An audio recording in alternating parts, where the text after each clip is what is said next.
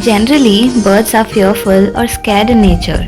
That two parakeets are too timid.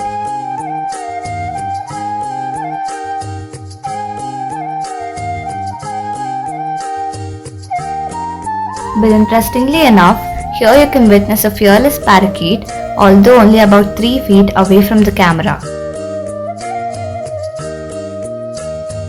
Is this parakeet really not frightened, or is it intoxicated to the fruits that it's eating?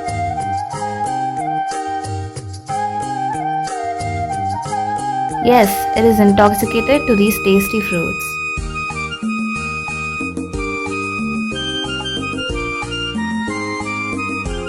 Keenly look into these fruits, you will come to know that these are nothing but fruits of Babul tree or Indian gum arabic.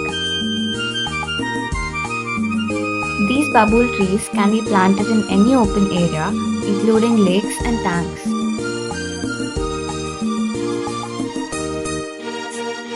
If you really want to enrich our ecosystem with such beautiful native birds, plant native trees.